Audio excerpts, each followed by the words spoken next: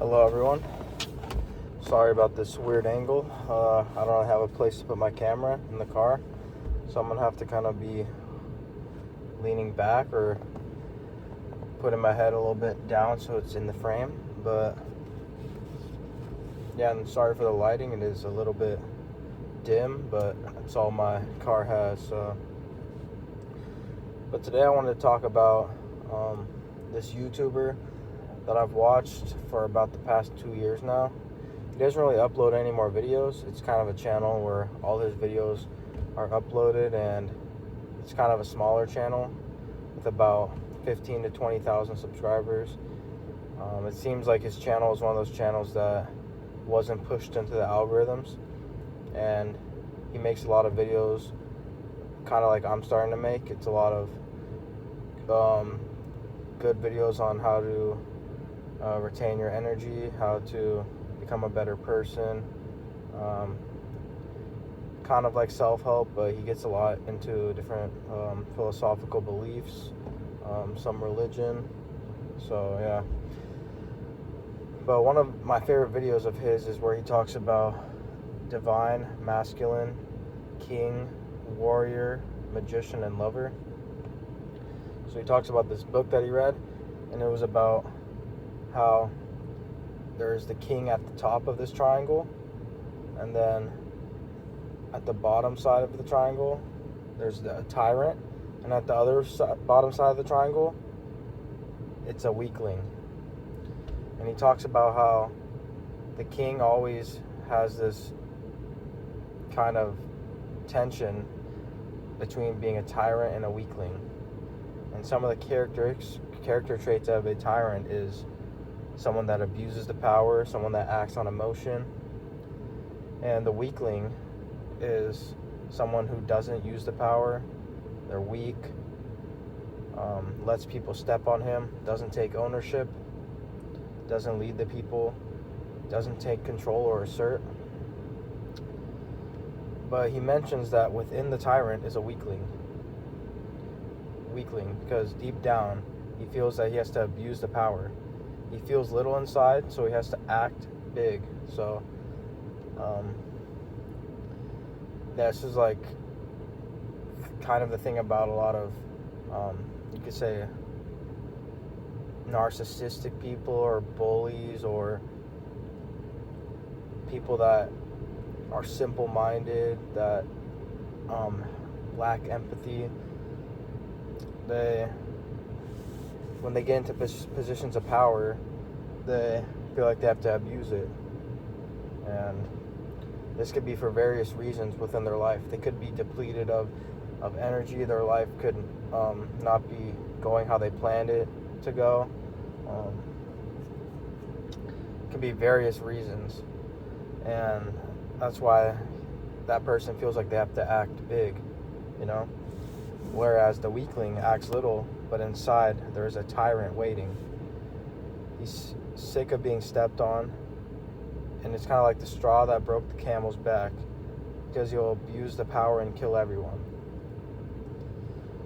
So if we're talking about the tension between being a king and having some of these leaderships and responsibilities, if you are a king that is stepped on, or someone that is just stepped on in general, you're going to get to a point as a weakling where you're going to be sick of being stepped on. And it's kind of like those scenarios where you see it could even be something as terrible as a school shooting. They've had enough, you know.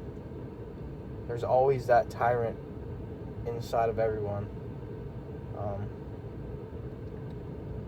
It's kind of like evil temptation. We all have that temptation to do bad, you know, in a sense. No one is inherently bad, or no one is born bad, but we all have the capacity and the free will to do something bad. Even in any human that's ever existed has that capacity. And the weakling allows himself to be stepped on. and he lets people take advantage of them. Not saying that every weakling will abuse the power and kill everyone or do and lash out, but they feel that inside. But to be a true king, warrior, magician, and lover, and to obtain these things that make a righteous man, you have to overcome darkness and understand your capacity and capability to do evil. It's kind of what I was just talking about right now. You really have to understand the evil you could do if you're in a position of power. That's why a lot of people that are in positions of power nowadays, they usually have blood on their hands, and that's why I would say that almost a high percentage of all billionaires there's blood money involved, because you can't serve God and this earth, you know. A lot of people that were not good on an earthly sense or highly popular on an earthly sense, they were killed because you can't serve two gods.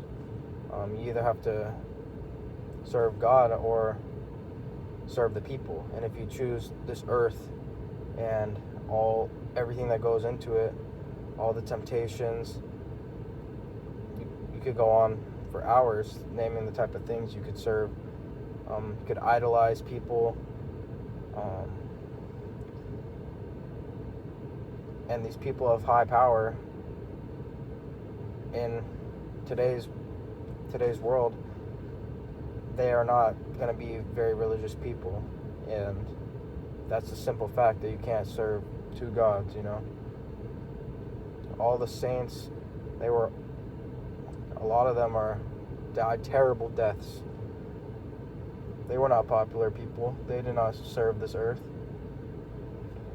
And it's the opposite. The people that are good on an earthly sense, they live great lives. Why is that, you know? You gotta question stuff like this, you know, or just at least realize it. But leaders are usually chosen to lead. You rarely want the person who is raising their hand and wanting the power to be the leader. Because you have to question, why does he want the power so bad? Why does he want to lead so bad? The person that's raising their hands, they probably don't understand the stress and responsibility of being a king and a leader. A lot of the times, it is the person who sees themselves as unfit to lead. The person that tells God, I'm not worthy. But that is the same reason he is worthy. He knows himself. He knows the responsibility. He knows what a leader is. He sees it as something that he would want to deal with. He sees it as something he would have to deal with. Whereas other men that are not like this man would look at the responsibility of leading the people as whatever, and they would be more interested in the pleasure, woman, power, and other external things. You know, and when you look at some of the crazy stuff that's going on in the world, and you think about these people, when is it ever enough, you know? These people in these positions that are completely throwing morals out the window, doing terrible things to children. It's that it wasn't enough, you know? These earthly senses, these earthly desires, they gave in to them, and then when it stopped being enough, they started doing more heinous things, more perverted things, disgusting things, you know, and it's almost like they get away with it, and it's just crazy, you know. And if we're going to talk from a religious standpoint, you know, I think as Christians or Catholics or whatever religion you are, it could be Muslim, Jewish, Hindu, Punjabi, Sikh, Buddhist. Regardless of what religion you are, none of this would be okay. Personally, for being a Christian or a Catholic and someone that believes in Jesus, Jesus would not be okay with this, you know?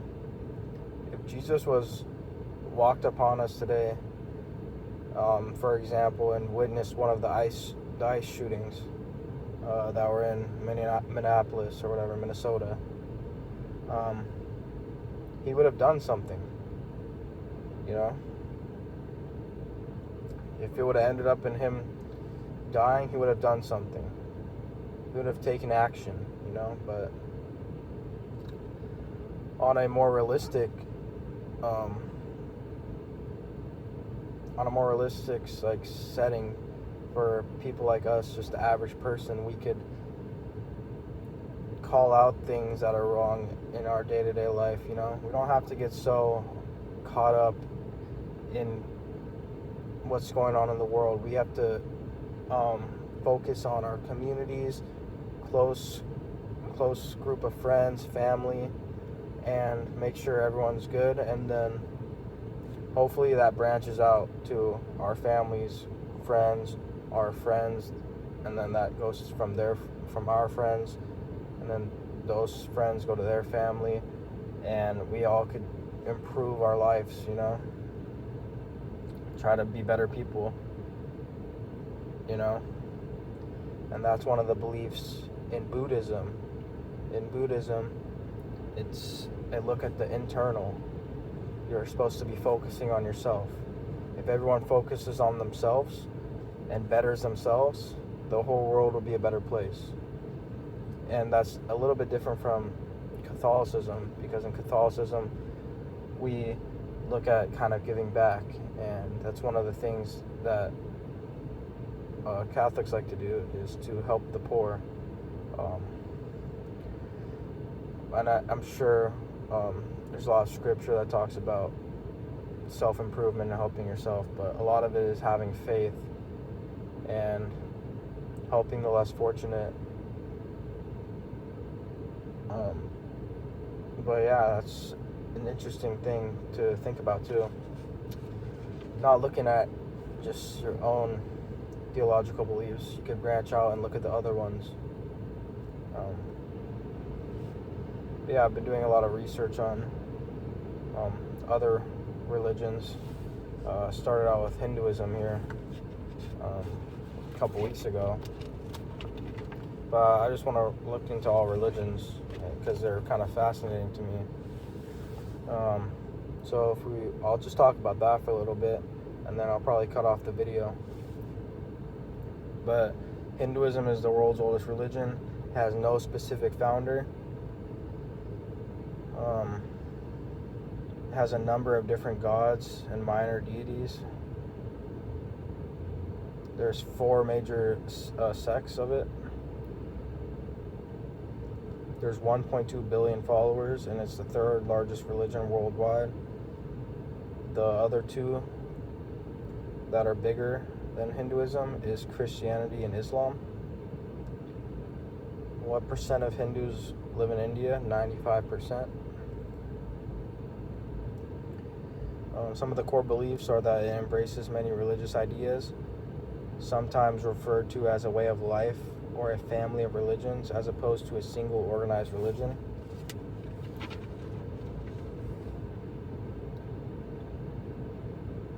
One fundamental principle of the religion is the idea that people's actions and thoughts directly determine their current life and future lives. Hindus strive to reach Dharma, which is a code of living that emphasizes good conduct and morality. Hindus revere all living creatures and consider the cow a sacred animal. Food is an important part of life for Hindus. Most don't eat beef or pork, and many are vegetarians.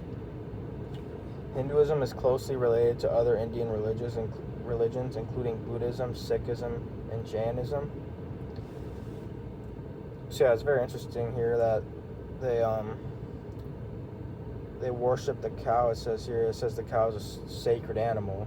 I think it's very interesting because in Catholicism or Christianity, we do not worship animals because we do not believe that the animals they're not worthless or they're worth less than a human, but we believe that humans were made in the eye of God. We were made in His image, and that doesn't give us any type of more power than the animal, but it allows us to use it for food here as God would have intended us for it to be used and to eat. But it's interesting here how they don't eat some beef or pork for those reasons.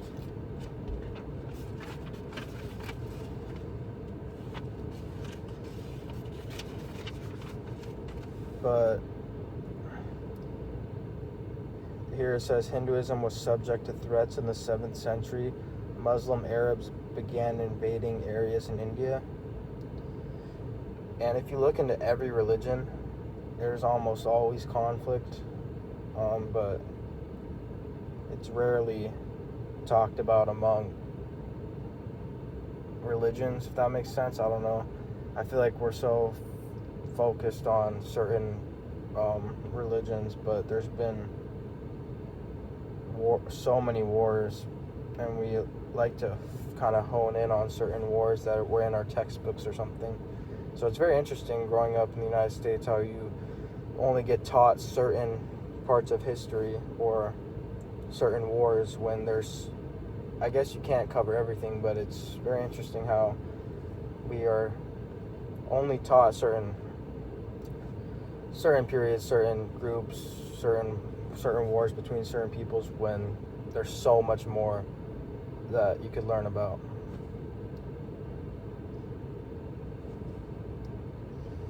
Yeah, so during parts of the Muslim period, 1200 to 1757, Islamic rulers prevented Hindus from worshiping their deities, and some temples were destroyed.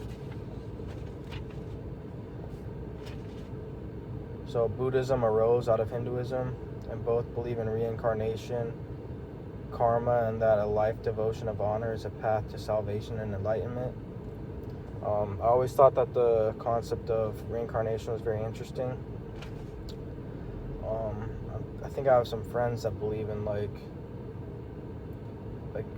the spirit, and that spirits are real, and once you pass on, you could feel someone's presence even if they're not here.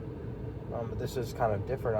I guess it would be complete reincarnation, such as reincarnating into a squirrel, or reincarnating into a lion, or reincarnating, I'm not sure if they believe in reincarnating into another human. So that would just be like, once you pass away, you instantly are born into another human body. I'm not sure if they believe in that, but that is something that just crossed my mind right now. Karma is hard not to believe in. It's such a simple concept, and it's kind of like the golden rule that you're taught in school. Here in the United States, we're taught treat others how you wish to be treated. That's the golden rule, and karma is pretty much similar to that. It's like if you're going to the gas station and you get a soda, and it's the best soda you've had, you drink it. There's no trash can here, so you just throw it. You just throw it on the ground. Well, you're gonna have to pay for that in some way.